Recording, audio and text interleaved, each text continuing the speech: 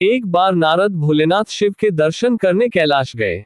नारायण नारायण। नारद ने भगवान शिव और देवी पार्वती को नमस्कार किया।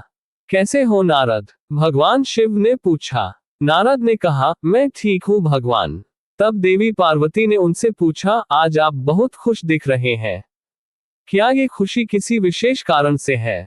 माँ, ये केवल आपका और भगवान शिव का आशीर्वाद और भगवान विष्णु की भक्ति है कि मैं हर समय खुश रह पाता हूँ। मेरा कोई काम नहीं है, बस अपने आराध्य देव श्री हरि विष्णु का नाम जपते रहना है। इससे मुझे बहुत खुशी मिलती है और मैं हमेशा खुश रहती हूँ। नारद ने उत्तर दिया। भगवान शिव और देवी पार्वती ने सिर हिलाया और मुस्कुराए। नंदी भी वहां मौजूद थे और बातचीत सुन रहे थे।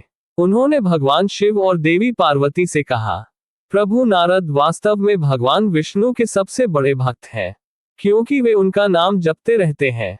दुनिया के सभी भक्तों को उनका अनुकरण करना चाहिए। वे भगवान विष्णु के सबसे प्रिय होंगे। ये सुनकर नारद बहुत प्रसन्न हुए और भगवान महादेव और देवी पार्वती से अनुमति लेकर चले गए।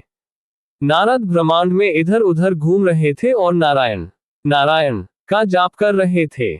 वे पूरे रास्ते मुस्कुरा रहे थे और नंदी द्वारा की गई प्रशंसा के बारे में सोच रहे थे। सबसे बड़ा भक्त, सबसे प्रिय भक्त।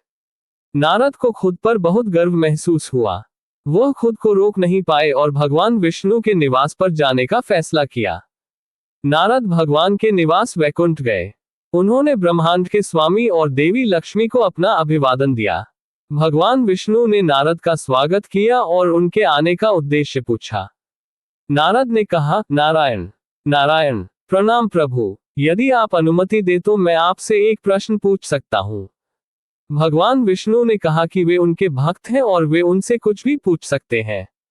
नारद ने उनसे पूछा, नारायण नारायण, इस ब्रह्मांड में आपका सबसे बड़ा भक्त कौन है प्रभु?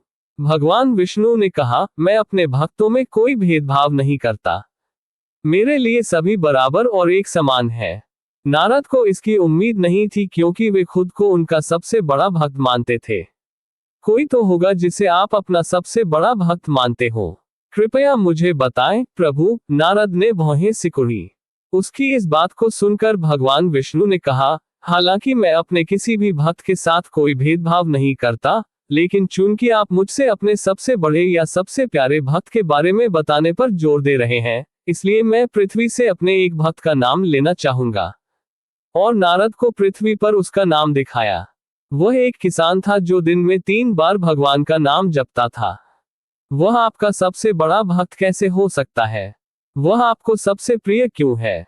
वह आपको दिन में केवल 3 बार ही याद करता है, जबकि मैं बिना रुके दिन रात आपका नाम जपता रहता हूँ। नारद ने तर्क दिया। आप मेरे निर्णय पर सवाल उठा रहे हैं नारद। इसमें कोई संदेह नहीं कि वह मुझे सबसे प्रिय है और मेरा सबसे बड़ा भक्त है। श्री हरि विष्णु ने उत्तर दिया। भारी मन और पीड़ा से भरे नारद ने फिर जाने की अनुमति मांगी। भगवान विष्णु ने मुस्कुराते हुए कहा, क्या आप जाने से पहले मेरा एक उपकार करेंगे? नारद ने प्रसन्नतापूर्वक कहा, यदि मैं आपकी कुछ सहायता कर सकूं तो मुझे बहुत खुशी होगी। मुझे क्या करना है प्रभु? श्री हरि विष्णु ने उन्हें दूध से भरा एक कटोरा दिया और कहा, नारद, इस भरे हुए कटोरे को लेकर पृथ्वी की एक परिक्रमा करो। ध्यान रहे कि इसमें से दूध की एक भी बूंद न गिरे। नारद कटोरा लेकर चले गए। उन्होंने पृथ्वी की एक परिक्रमा करते समय दूध के गिरने से बचने के लिए अपना पूरा प्रयास किया। किसी तरह उन्होंने अपने कठिन कार्य को सफलतापूर्वक पूरा किया और खुशी खुशी वैकुंठ लौट आए। भगवान विष्णु ने पूछा, क्या तुमने निर्देशानुसार कार्य पूरा कर लिया है? नारद ने प्रसन्नतापूर्वक उत्तर दिया, हाँ प्रभु, मैंने कटोरा हाथ में लेकर पृथ्वी की परिक्रमा की और कटोरे से दूध गिरने नहीं दिया।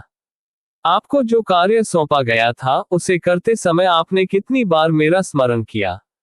भगवान विष्णु ने पूछा। नारद ने लज्जित होकर उत्तर दिया, एक बार भी नहीं। लेकिन मैं आपका दिया हुआ कार्य कर रहा था। भगवान विष्णु ने कहा, पृथ्वी पर जो किसान मुझे सबसे प्रिय है, वह भी अपना कार्य करता है जो मैंने ही उसे सौंपा है।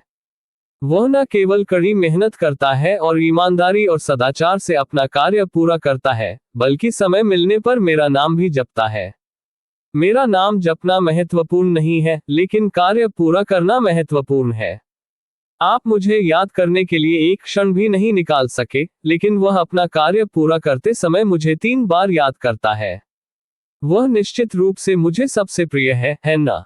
नारद को अपनी अज्ञानता पर पछतावा हुआ और उन्होंने अपने चरण कमलों में नतमस्तक होकर ब्रह्मांड के स्वामी को धन्यवाद दिया कि उन्होंने उसके अहंकार पर प्रहार करके उसे सबक सिखाया।